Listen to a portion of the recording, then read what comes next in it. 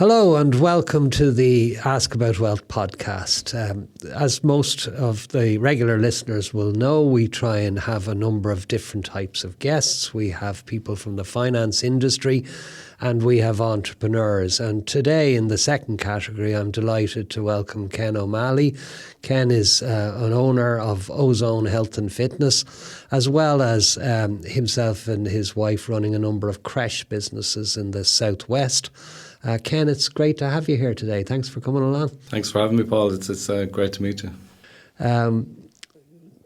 I mentioned there, Ken, in the introduction, you and Olga, as your wife, have a number of different businesses, and hopefully what we can get through this conversation is,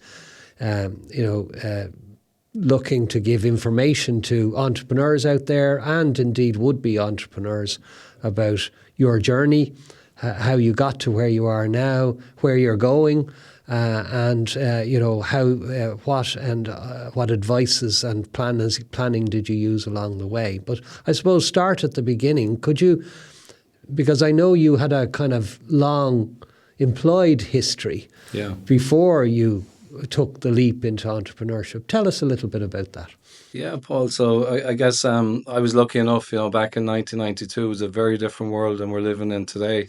Not a huge amount of opportunities post-Italia 90, so we're starting to find our feet as a nation. But I was lucky to get into a company called Shannon Aerospace in 1992, which was set up by GPA.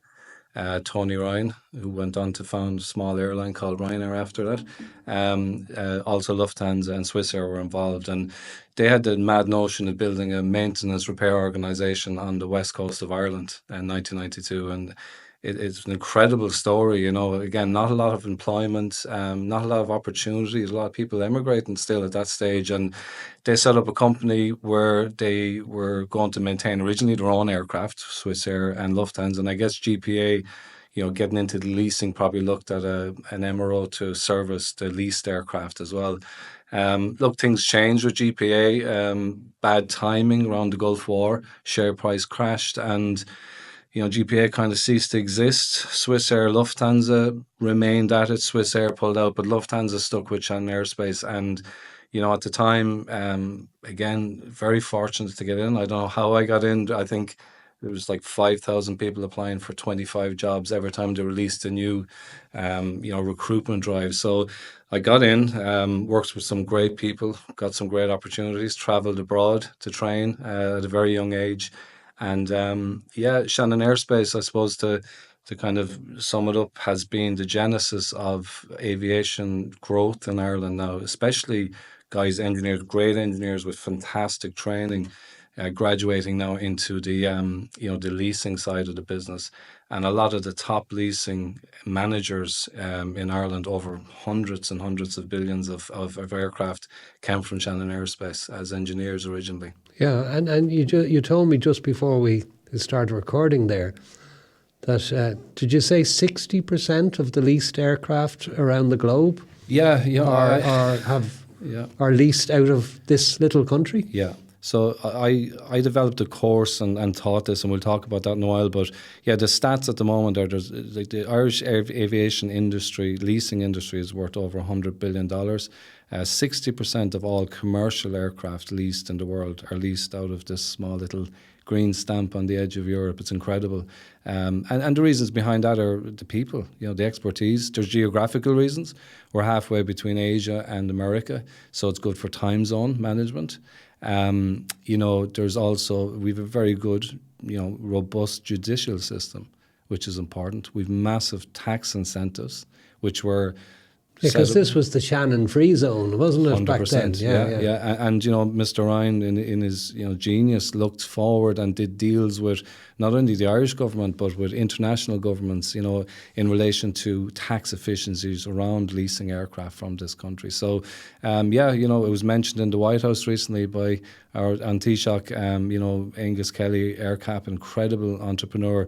The drive that Ireland has, and the people that are employed here and very well paid and very good jobs has been incredible. We're really the leader in the world in this. And that's a good segue, what you just said there, into my next question, because it's very well paid. They're very good jobs. And yet I'm sitting opposite somebody who left that very well paid, very good job industry to go out on his own. What was the motivation behind that? Yeah, I suppose, I can actually pinpoint it to a day. I was in Shannon Aerospace for a long time. Again, great people, great company, and I got the most amazing training, the most amazing opportunities. And while within that company, I didn't just train and become a technician and then an engineer sitting with the IAA doing my exams. I also took every opportunity they offered. I have a habit of saying yes to everything. So I did a bit of lecturing with them on different aircraft types around Europe while maintaining my job as an engineer. And I also worked on line maintenance, so that's the transatlantic aircraft coming into Shannon Airport for about 6 years. And I sat in the airport one day and I was getting well paid. I had a nice safety net, a nice job, going home every evening, working a shift, which was difficult, working with some really, really good friends. And I just said, this isn't giving me what I want in life. I want more, If you're in a job where you're clocking in and clocking out, you're giving up the most incredible thing you have in this life, and that's your time. And I just wanted to be more a captain of my own fate. And an opportunity came up soon after to leave that, and I took it, and then took some other opportunities to get into business.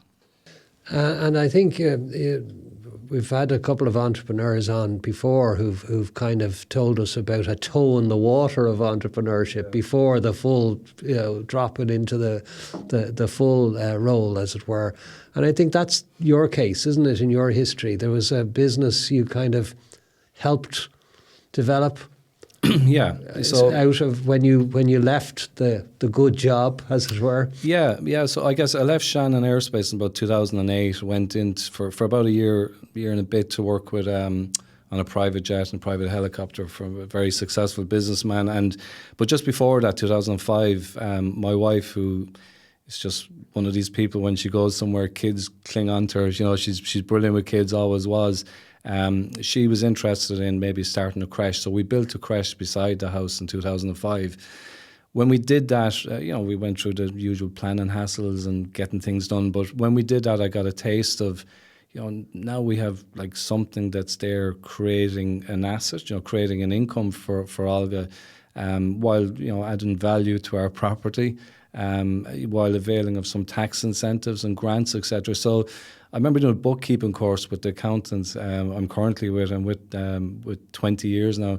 And I don't like maths. I don't like sitting down going through lots and lots of sums, but I love a profit and loss statement. I love the basics of that. And I love the fact that it tells you the truth. You don't have to get emotionally involved in it. The numbers speak for themselves. So that was a toe in the water. It got me my first taste of entrepreneurism. I don't have anything to do with the crèches, except unfortunately lug them on my poor long-suffering wife, who does an incredible job in them, running them and setting a culture within them. But so that was the first thing. So after I left the private aviation, I had an opportunity. A friend of mine sold a business in Limerick for a lot of money. And he said to me, look, I'm thinking of opening some takeaways and I need someone to drive this with me because I'm lazy. And I said, okay. Good man knows his limitations. Yeah, absolutely. Yeah. And a great character, a fantastic, really good guy. So I said, yeah, what are you thinking of? So he said, I want to open 3 takeaways in 12 months, from shell and core to fit out to staff. Would you be interested? And on a Friday, I shook hands with a very wealthy man and said, thanks for, employing me for a while. And on a Monday morning, we were fitting out takeaways in inner city Limerick. And some of the most incredible people I've ever met worked for us there. And what made you think that your experience to that date would lend itself to opening 3 takeaways in 12 months? Because it's very simple to me, Paul. Business, it doesn't matter what business you're in. It's just about simple processes. It's about, identifying a location. That's simple. It's footfall, obviously.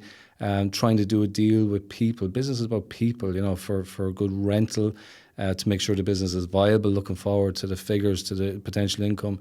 Interviewing the staff, dealing with the equipment suppliers. Like the equipment we're putting into these facilities was, you're talking about 600,000-700,000 euros. So dealing with that, the tax elements of that, some of this was cross-border. Why did I do it? Because it was a challenge, and it got me away from clocking in. I could be there from 5 in the morning until 11 at night, or I could be there, 8 o'clock in the morning. At 12 we go for a few pints, Yeah. It got me away from that being That chained, 9 to 5 being drudgery, as it were. handcuffed to the clocking machine. Yeah. Yeah. And as you were doing that, as you were shaking hands with, we won't mention his name, but one of Ireland's very rich individuals. First of all, it just as you say that, had he any advice for you? And second of all, what did Olga think of this? Because you're giving up the good job, as it were. Yeah. I mean, was that something you discussed with her, and was that something she supported you in? It's a really good question, Paul. I've been so lucky. I think probably the most important decision you'll ever make in your life is who you partner with. She knows I had that drive. She'd never do anything to get in the way. I'm sure she was concerned, but she also knew I'd succeed, because I don't believe in failure. I believe in learning and moving forward. The safety net of the job. But again, Paul, I have to say, I'm very lucky because I also am a licensed aircraft engineer, and if things didn't work out, I could fall back into that. Yeah.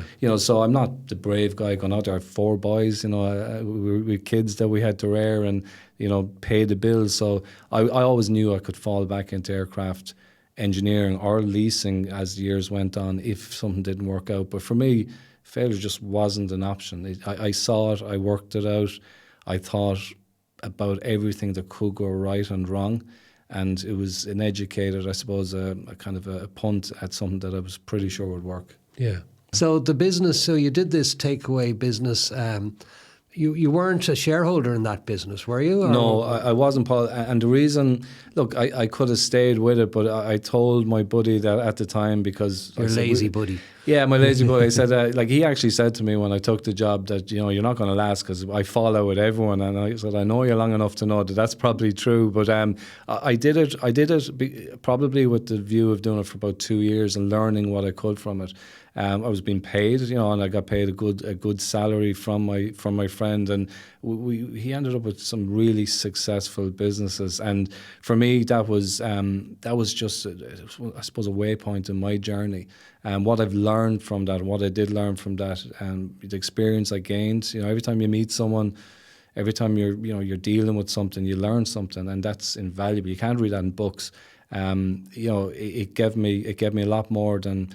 Yeah, shareholding would have been probably good. Maybe if I had my entrepreneurial hat on, and I knew then what I know now, I would have structured it differently. But it was great for me, and he was very happy with the outcome.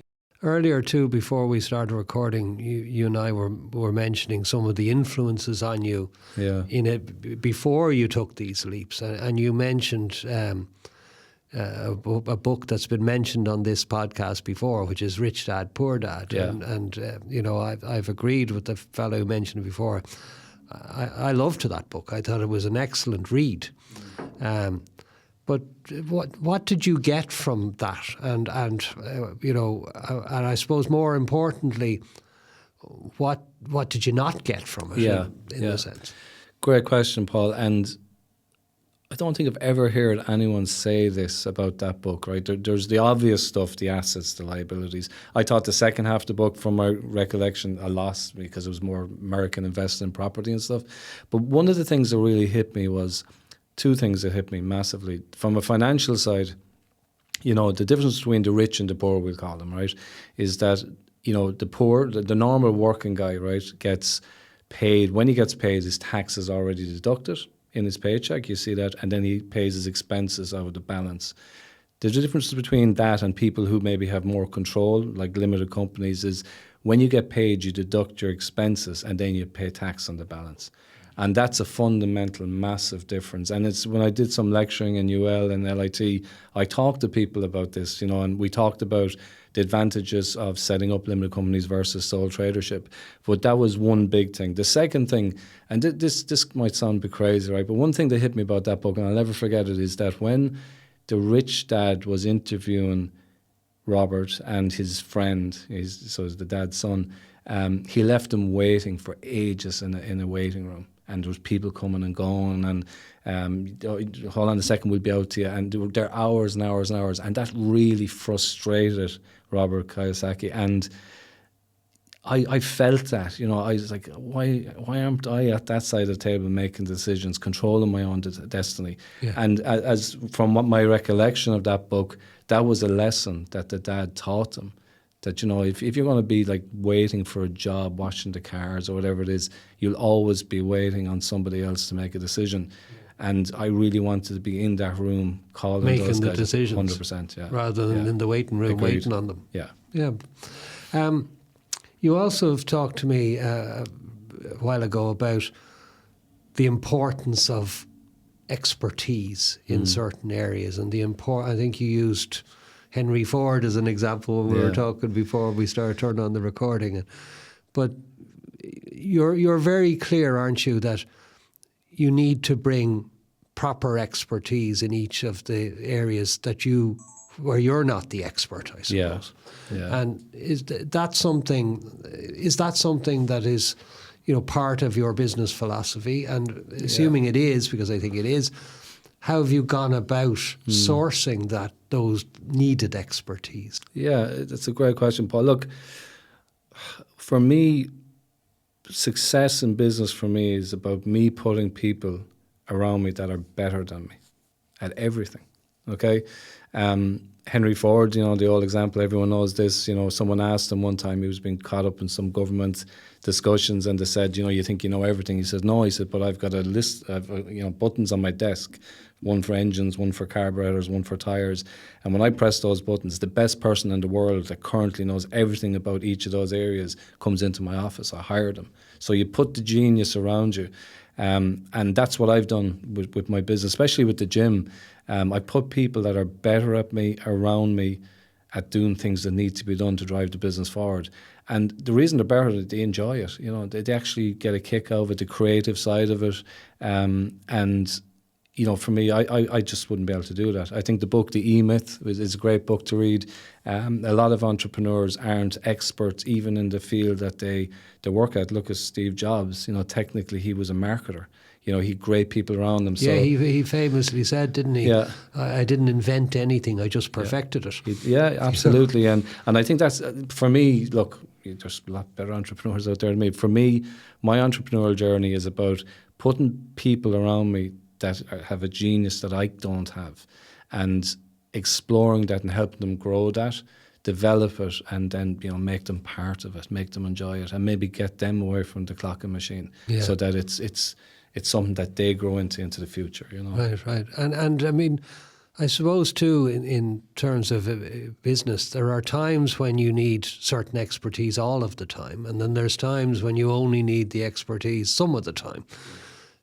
Does that mean then the all of the time you recruit, but the some of the time you hire them in when you need them? Yeah, 100%. Look, I think when I got into the fitness business, I was very much a remote owner. I was an absentee landlord because I was traveling the world as a leasing consultant. And luckily for me, a great manager came on board a couple of years after I opened Ozone, and he had the same passion and drive. In actual fact, he had way more passion and drive for the fitness business than I had. Yeah, he was qualified. He was actually a qualified civil engineer, but went into the fitness business because he hated the engineering. And he's passionate still to this day. He's with me, and he's passionate about helping people and helping them get there. I'm not. I love the business I'm in, and I love to see the clients getting results. What I'm passionate about is that we've a profitable business, so that when they pay us every month, our doors are always open, so that we can afford, which we have, put the absolute best equipment into our facility anywhere in the world through great company in Dublin, Gym Source, Technogym equipment, so that when people walk in, the culture that we've created, that's what I'm passionate about. I'm not a fitness trainer. I'm a businessman. And so putting the people around you is so important that you need. when I need expertise, I reach out for it. And it's easy to find it. When we want to market, we actually went and found the best people in the world to help us market our business, to grow our business. When it came to, looking at succession and future business opportunities, exit down the road, hopefully a long time from now, I reached out. I don't know how I came across you on social media, but start looking what you're doing and realize like this is the real deal. This is the next step, hopefully down the line, that I need to start planning for now that I didn't realize. So I'm not going to thank you. It's my future self is going to thank you for the help that you give me and the guidance that you give me and the excellent stuff you're putting out, the podcast, the entrepreneurs you have on, but also just your general knowledge, because it's something that your accountant won't do. Your accountant is there to help you pay your taxes every year. He's not there to help you avoid tax, which people should do, and the government and revenue don't mind that. No. It's their rules after all. It's their rules, and you know what? The backbone of the Irish economy is small and medium enterprise, and they don't mind seeing people getting on. I'm kind of, maybe I'm something wrong with me. I actually don't mind paying taxes. I've travelled the world, Paul. I've worked in areas where there's been a complete breakdown of legal systems, complete breakdown of law and order. I've seen that. I've been in places that we deliver an aircraft that, we haven't a clue in this country what can happen.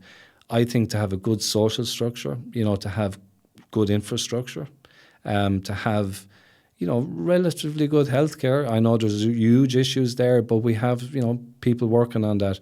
I don't mind paying my taxes, and I always will pay my fair share because I don't want to be waiting for a knock on the door someday that I'd be nervous about. Yes, so. yeah.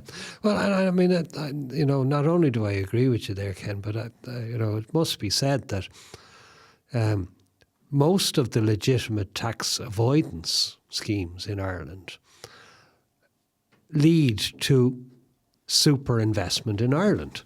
Yeah. The reason the brakes are there is to give the opportunity to invest in the economy, and that helps everyone. So, I'm not anti-tax in any way, for the reasons you've said. I mean, it promotes a decent society.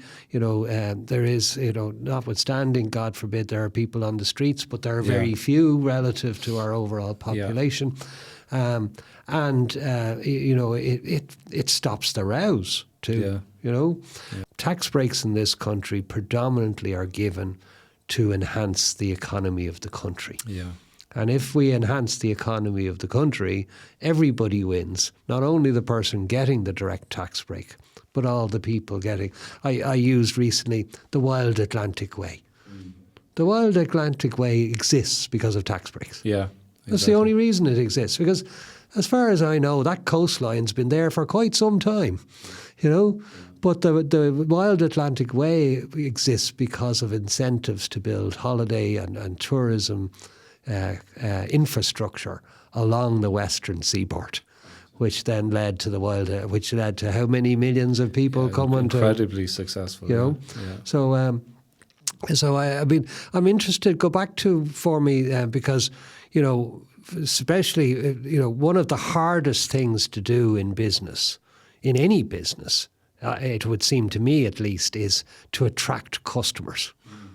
Now, I think in the crèche business, that's probably easy enough because, from what I read anecdotally, there's more children than there are spaces. And that's probably true in your part of the world, in my part of the world, in most of the 26 counties of the Republic, if not the other 6 as well. But tell me how you mentioned there about finding the best marketing. And I know you're using the kind of digital tools, aren't you? Tell me a bit more about how you go about attracting customers to your businesses. Yeah, okay. So just to touch on the crèches first, I suppose, there's a huge issue in this country in relation to crèches, in relation to childcare fees, and in relation to spaces. The west coast of Ireland, where we are, Paul, is probably not as bad as this side of the country, but it certainly is huge demand. My wife Olga's crèches are booked out for the next 2 or 3 years. Okay, with waiting lists for anybody who drops it. Yeah, and it's tough. It's tough she can't always say yes, you know, and like if you don't have childcare, you can't get back to work, and a lot of the mums want to get back to work. It's not an option perhaps to work from home, so that's something that needs to be consistently worked on, and they are working on. So in relation to, I suppose, the fitness business, Paul, we just relied on referrals. You know, people walking in, I heard you have a good gym, you know, the lads are sound, keep it nice and clean. We do a bit of social media marketing and people get to know us. But about 2007 I sat down and you know, I had this genius idea that we need to find a partner to help us market, and actually not just sit and wait for someone to walk in the door, but to actually get them in the door, okay? And just a genius idea. I went on Google and Googled it. We, very soon after that, myself and the manager, Mike, we sat down and said, look, this company here, I think they're crazy, you know? They're saying we should be charging, I think, 8 times what we're charging for gym membership on the west coast of Ireland in 2007. Not sure that's, but this is about 2015, excuse me. I'm not sure that's going to work, you know? Can people afford that? And I sent my manager over to the UK, met with these guys. He came back and said, this is crazy stuff. But you know, I said, well, lay it out on the table. You know, there's no such thing as a bad idea. Yeah. My motto in life and in business is I'd rather look back and say, oh, shit, that didn't work, you know, than say, I wonder, would that have worked if we tried it? You know, because you can never get that time back. So we tried it, and within a week, there was 3 people signed up to this. Within a month, we had 90 people signed up. And it completely transformed our business. So the social media side of it, they didn't do all the work for us to just explain to us how it could be done. And you know, at the time, I didn't know. Like, even though I was 6-7 years into this business, I didn't know the difference between marketing and sales. Yeah. And since then, you know, through my manager and the guys around us, we have developed an incredible system to generate business.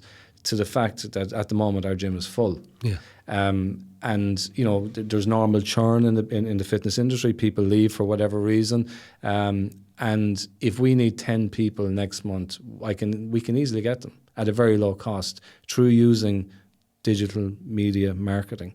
And it's about how we present that. It's about the messaging we're putting it to people. It's about hitting on the pain points. It's about then getting them to give us their details, and we follow up on it. And look, Paul, we're not selling sun lamps to the Arabs. You know, we're actually selling a life-changing product for people. Most of our customers, and this is probably quite unusual, are 40 plus in our gym. I spoke to a gentleman in the gym the other day. He's 73, never been in a gym in his life. He's a month into it, and he's feeling better, more energetic. He's retired. He was down in Croom that morning getting something looked at, and he was in the gym that afternoon. And so we have an unusual market in terms of the people we work with. Yeah, we've 20s and 30s and 40-year-olds, but the people we attract into our fitness industry, into our fitness business, the results they're getting are absolutely incredible, and it's life-changing. Yeah, you know. And of course, not only do you tell the world about those lives, but I suppose in this modern age, they're telling the world about it on their Instagram pages and stuff. Yeah. And testimonials are a big part of what we do. Yeah. We have our clients, they're not actors, in our gym saying how beneficial the last 3 months has been. Yeah, very good. And that's continuously something we push out. You also said something to me again before we started recording, and it resonated with me, and I'll ask you to tell the story in a second, but basically the message I think you were saying is that no matter how successful you are being, it is important to review that. And you were telling me about one of the crèches and how you fundamentally changed its focus. Yeah.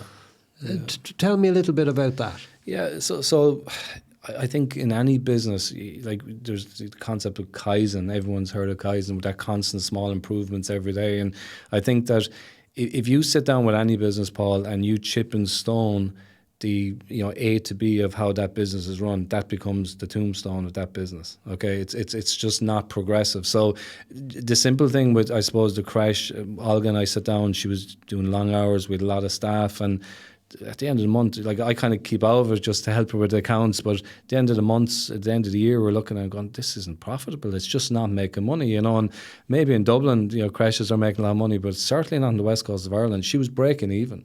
Like there was staff working for her for 7-8 years getting paid more than her every year. That's a fact. And which is kind of worrying, because at that stage we actually owned the building. We'd paid it off. So if you were paying rent, you're negative. So look, Olga knows the business like better than I do, but she talked about the EC scheme, which is kind of going from a crèche to a preschool. Far less hours in the day. You're still having a very positive impact on children's lives. Bit older, you know, they come maybe at 8, 9, finish it at 12, and then it's closed. It's open for 38 weeks of the year. And by doing that, Olga ended up getting a salary out of it. Right. So a very simple thing. Like So the review improved the turnover, reduced the hours. It significantly reduced the turnover, but increased the profit. Okay. Yeah. Okay. And you know, turnover. Because crèches are filled with these ratios well, you're of paying, staff. Yeah, exactly. You're paying wages. Okay. Yeah. So it did, and that was a fundamental. So the thing. message is, no matter how well or bad, you know, you're doing, constantly look to improve, constantly leverage off the assets you have to create the best return possible, isn't it? It is, Paul, and the biggest thing about that is that the maths don't lie. You know, like this is a very emotive issue for a lot of people, because I suppose Olga is that she's that way inclined to, you know, support the kids, the families and stuff. And you know, for me, when we sat down, we did the maths, and you remove the emotion, it's like it just doesn't make sense. It doesn't add up. These aren't algorithms. It's just basic sums. And you know, she's been able to free up a lot of her time, which allowed her to open another crèche, and which allowed her then to you know she's done a degree in psychotherapy as well. So. So it's about getting that time. I think also, Paul, looking at the businesses like that, just going back to your question, you have to fundamentally change as the business requires it, but don't stop doing things that are working. Yes. You know, if something's working and generating revenue and there's good profit margins, don't be disruptive for the sake of it. So mind what's putting bread and butter on the table as well. Yeah, and I mean, I think, you know, as I said to you before, that the maths doesn't lie is exactly what I talk about in our business. You know, and that it is just sums. You know, and it's weird, isn't it, that people are afraid of arithmetic? As I say, I've got a 9-year-old who can do arithmetic. You know, and has been able to do it for a couple of years at least, from what I can see. And you know, statistics will lie to you, but arithmetic won't. You know, I remember years ago I met a chap who talked about statistics will lie to you, and he said to me, there's a statistic in America that men have more children than women. Which you go, hold on, men can't have children without women. And of course, what it means is that the statistic in America is multiple marriages. So the one man has more children than the individual women he's been involved with. But, you know, so there's a way a statistic could be made to say something that is almost impossible to be true. But back to your point, that arithmetic doesn't lie. No. You run the numbers. And I say that too about, you know, financial planning in general. Just go to the numbers. Because if, you know, and they will not lie to you. They may not tell you from time to time what you want to hear, but they will not lie to you. So I think that's a very important message to get out there. I'm flitting around in the timeline here a bit, Ken, so apologies for that. But I just wanted to look back at your original experience in Shannon Aerospace and leasing and all that. And I know by reading your bio, you set up a helicopter leasing division and stuff like that. My question is, I mean, you were obviously dealing with hugely valuable assets. You were obviously dealing with very large numbers. Even though addition and subtraction is the same, no matter how many zeros. Do you think that experience has helped you in your entrepreneurial experience? And if it has, how has it helped you?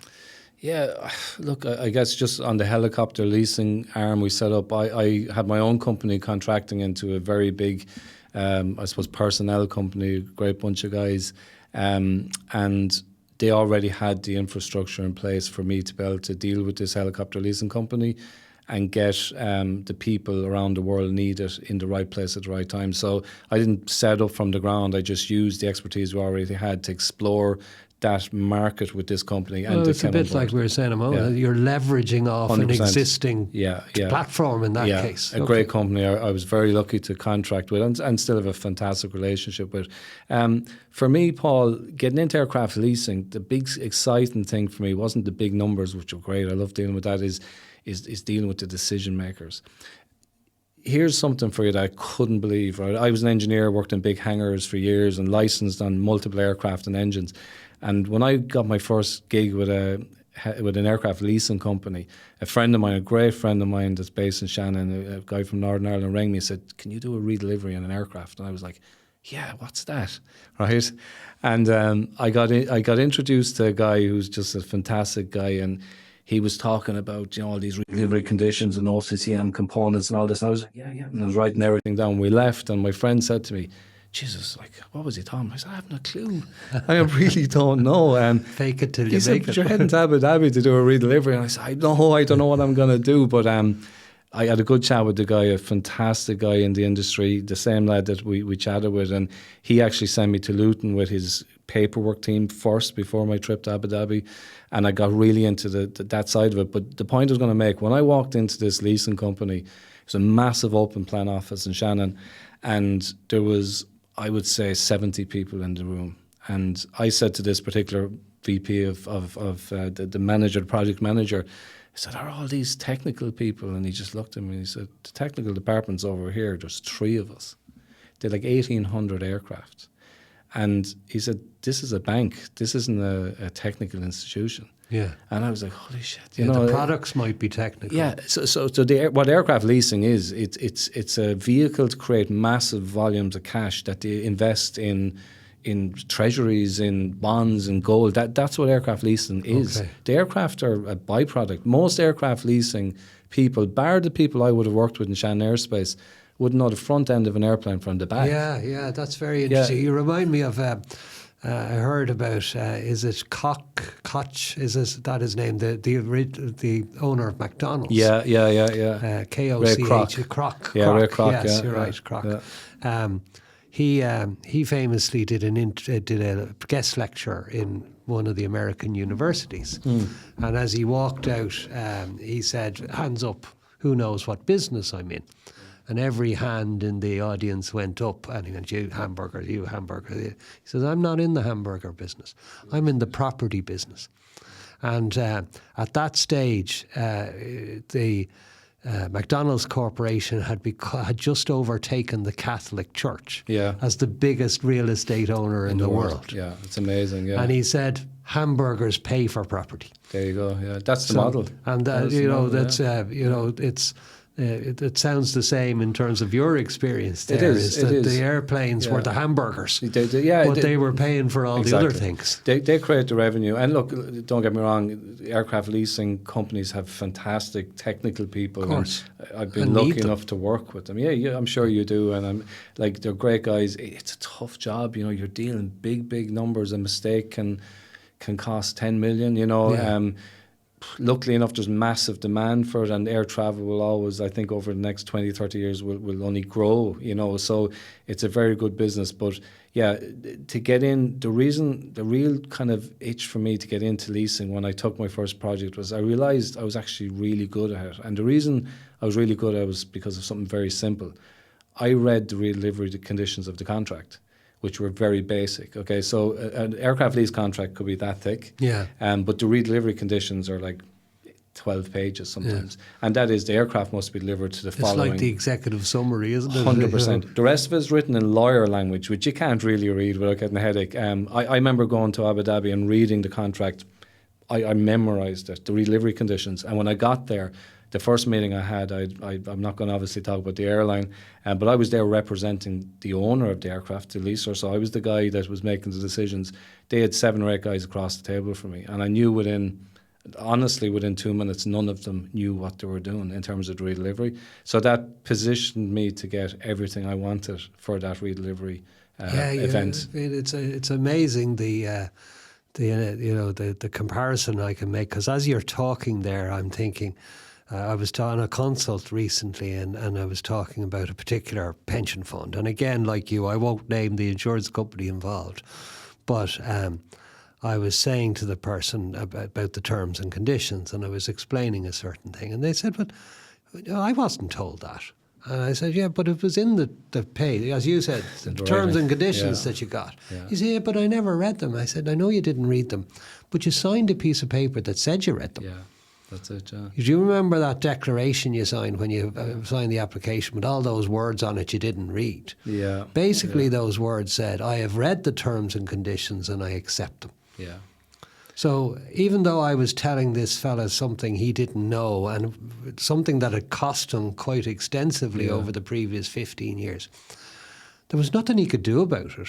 Because 15 years ago, he signed a piece of paper that says he did know about it, and he accepted those terms. So the expertise, it goes back to what you were saying about the expertise, doesn't it? Having, and as I was saying to the client the other day, I don't expect you to read the terms. Only nerds like me read the terms and conditions. Yeah, yeah. But that's why I'm here. That's detail. because you have somebody on your side of the table who has read those terms and conditions, who fully understands them. Yeah. Then that gives you a great benefit over the other side of the table. It does. Which in your case was 7 or 8 guys who hadn't read the bloody terms and conditions. That's a very good point. And didn't know what they were ultimately. So you knew this was a win. You knew this was a win as soon as that knowledge became available to you. It was a win, Paul, but there's also something I have to mention. I worked with like fantastic consultants from all over the world, and I managed a lot of them in my later career in aviation leasing. But the Irish get it, For example, I was in positions where I was making decisions, and obviously liaising with the project manager, saying, "This is my angle. We're not going to get that, but we can get this." But I always asked the question, like, is there anything else on the table here for future business with this company? And I remember one particular guy sticking his toe in and, demanding something which was as simple as carpet down the aisle of the aircraft, new carpet to be replaced at this redelivery. And I was just after reading a news report to say that this particular airline were signed a $70 million deal for a couple of engines with the same leasing company we were representing. And I went into the meeting the next morning and said, "Look, forget about the carpet," because actually the next airline that were taking the aircraft were replacing it anyway. And that gave me some cookies in the jar. To the guys, like, "Okay, well, that's kind of really awkward because it's stuck in customs. Are you sure?" And I said, "Look, we don't even need it to get the aircraft ferried back home." And I was told afterwards that it could have jeopardized the engine deal.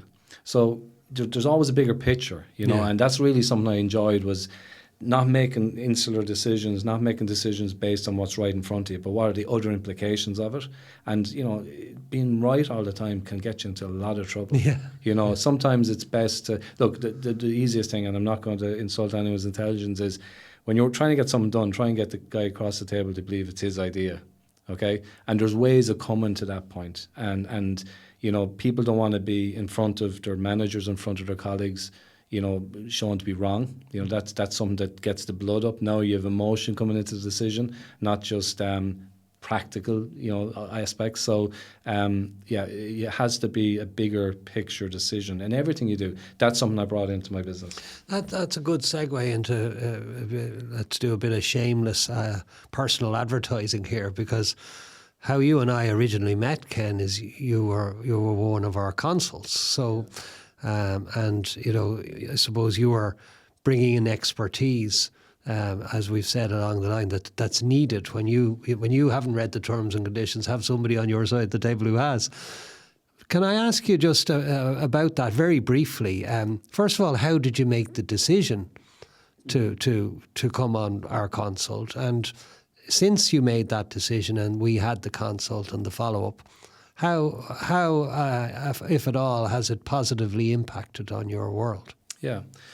Look, Paul, it's pretty simple. If you have a problem turning on that light, you call an electrician. You don't call a plumber, because that's going to get you into trouble. So how I came across you, I guess the algorithm, Mark Zuckerberg's algorithm, was pushing some content to me because I've been interested in following different things, and you popped up, and I just knew it was the real deal because of the way you spoke to me. It was very genuine, right? And I suppose, what do you need to be a successful entrepreneur? You need the right people around you, but you also need people who are best placed at that time to give you advice in that particular field. So look, I have a great relationship with my accountant. He's a brilliant guy. From day one, he always said to me when we're around the table, if revenue were sitting there, could you answer that question honestly? And that's what's set me off on a very clean business path, right? But his job is to make sure I'm paying the taxes that are due, which is great. And he'll inform me of different things that come up along the way if I'm entitled to them. But looking to the next, I suppose, section of I think you said it a lot of times, the biggest kind of obstacle to wealth creation is tax. And how do you position yourself, through legitimate tax opportunities, avoidance opportunities, that when that time comes, you're in the best position. So when I had the chat with you, Paul, it was the best investment I've made in a long, long time. You don't charge enough for what you do. I'll be honest with you, you certainly don't, because my future self has saved hundreds of thousands of euros from our chat, because you talked to me about the structure of my company, potential exit, around entrepreneur tax, around retirement tax relief, the benefits of each of those, but even some of the stuff, the day-to-day stuff, around, subsistence. I'm up in Dublin. I stayed up in Dublin last night. I had to come up to meet you this morning. Around, the different things we talked about have made an immediate impact as well. So having the right people around you, giving the right advice is so important. And, I'm really grateful to what you've done for me. And I suppose my future self will really, really thank you, and we'll have a pint someday in the future. Well, I'll come down to the southwest and I'll cash in on that point. You're very welcome. That's great. Thank you for that. Just a couple of final questions for you. I mean, I suppose the first one is about the whole personal. I remember I've had people say to me before, I would never go into my business with my missus, because then I have to be, you're with her 24 hours a day, 7 days a week, and it all becomes about profit. But I mean, you've obviously managed to be in business together and not fall out. I mean, how do you turn it off, Ken? I mean, do you not sit on the sofa at night going, how many kids are coming in tomorrow, or Yeah, it's a good question, Paul, but it's actually really simple for us, because I don't really have anything to do with her business, and she doesn't have anything to do with Ozone. She's a director, and there are certain things she helps out with for sure, but the only time it gets maybe fraught is it's funny. I'd be very practical with my bookkeeping, just simple bookkeeping, like there's a piece of paper, there's a date on it, and it matches that amount out of the statement. All going to be more kind of pulling receipts and stuff, but they're all there, but it's just maybe not as organised. And there's times where, do you remember that Father Ted sketch where Dougal and Father Ted were trying to write a song? And it started off very amicable, and I'd be a bit of an a-hole at times. It's like, why aren't we doing this? Where is it? We said we'd get together, but Olga's she's just a very peaceful, passive person.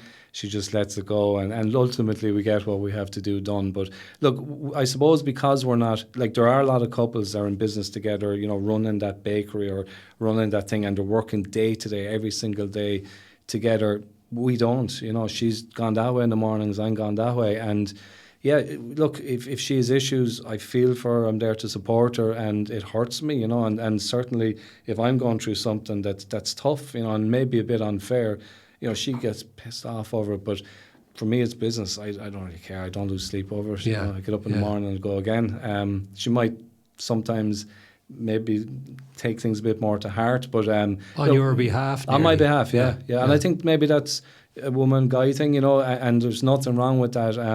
She in herself, in what she does, is an incredible business person. She's an incredible person with 4 incredible boys, great kids. That's my biggest achievement in life, and we're still going through that with them. It's just a great... You said earlier, didn't you, the most important decision you've ever made is the person you partner with in your life, in that sense. Yeah, for sure. And I wholeheartedly agree with that. Maybe one final question. What's it all about? What are you doing all of it? What's your... You mentioned your future self. Yeah. So do you have an exit plan? Do you have an idea that I'm going to sell all of this when I'm 55, 60 years of age? What's your ultimate exit plan here? Yeah, look, again, this sounds cliche, Paul. It sounds like a cliche, but it's so true. It isn't about the destination. It is about the journey. And I think when people get to the destination, they look back and they realise that. And they've missed all those years of enjoying the ups, the downs, okay? Take time to smell the roses. Just take a breath, like tomorrow's promised to nobody. Sitting on a few million euros at 55, you get hit by a bus the next day. Wealth is important, what is wealth? Like to me, to the next guy, wealth is about the people around you. It's about, being able to afford to go on a nice holiday or not being worried about the bills. Like, we're so privileged because we worked very hard to be in that position. What do we pass down to the guys, when we're gone? That's what, but enjoy the journey because it is the journey. It's, I saw a sign somewhere that said, remember, these are the good old days. Yeah. Fucking just wake up, smell the roses, look at it. Every single thing that happens every single day happens for a reason, and you can influence that. I think your attitude, your positivity, just drop negative thoughts. Don't be looking at mainstream media. My greatest achievement in life will be the people that I've helped put up on my shoulders to get where they're going in life. My kids, that'll be my greatest achievement in life. But I'm not fully blind to the fact that we're very fortunate to be in a financial position where we don't have worries. But that has come about because of the byproduct of working hard and working smart. Yeah, and taking risks and doing and sticking to the task and exactly reviewing, as you said, regularly and all of that. It's so important. And just one thing on that, Paul, is one thing that's very hard for people to hear and so difficult. And most people will reject this, but you're exactly where you are in life because of the sum of the decisions you've made. Yeah, that's just a fact. And if you're not in a great place, it's your own bloody fault, And things can happen and things can influence that. But it's also, it doesn't matter what happens in your life, it's how you react to it. And look, the simple thing I'd say, and I've said this to my manager, who's a good friend of mine as well, a great partner. We've been through tough times, and when I interviewed him a long time ago, I said 3 most important traits of management are what? Delegation, delegation, delegation. That's not abdication, but if you delegate to the right people and have the right people around you, it gives you time to look at other opportunities. Yeah. J.D. Rockefeller said, if I worked the whole time, I wouldn't have any time to make money. Yeah. So it's important to bring these people along with you and enjoy the journey with them. Yeah, and you remind me there of what you said about different people reacting in different ways. I was telling you about my granddad before we started recording, who is an English Geordie, and he was a medic at the Battle of the Somme. So, and I took my dad a few years ago to Thiepval and the killing fields just to see the place, because a hugely emotional place to visit. But anyway, my grandfather he didn't have a gun in his hand, he had a stretcher in his hand. And his job was to go over the top and pick up his mates, But he talked about fear being universal. He said everybody was scared. But some people dealt with the fear in one way and got, the Victoria Cross and became heroes. Yeah. And some people dealt with it in an opposite way and got branded cowards and, never went over the top at all. Now, over the top was a bad strategy, let's face it. But, that the fear in life is universal. Yeah. Everybody feels it. But as you said a moment ago, it's how you deal with it that delivers the outcome. Not the fear itself, because it's there. And a lot of the time, Paul, it doesn't exist. You know, you create monsters that you'll never meet. 90% of what we worry about never happens. Never happens. Yeah. Ever happens. Yeah, so we're creating our own monsters. Yeah. Well, look, Ken, it's been great to have you here today. Thank you for coming along. Thank you for sharing your story. I've no doubt that many people listening will get nuggets of information that they may quote in interviews, like you've quoted Kiyosaki or whatever. Yeah. They may quote in interviews in years to come. And I hope that's true. But for now, thanks, Ken. Thanks a lot. Thank you, Paul. And look, keep doing what you're doing. You know, I think your expertise, it's you know, the off-the-shelf information we get is just not good enough. You know, I've seen guys put millions into pensions and end up with nothing. Yeah. You know, what you do is you're affecting positively an awful lot of people, and keep doing it. And thank you very much. A pleasure to meet you. You're very welcome. Yeah. Thanks for that.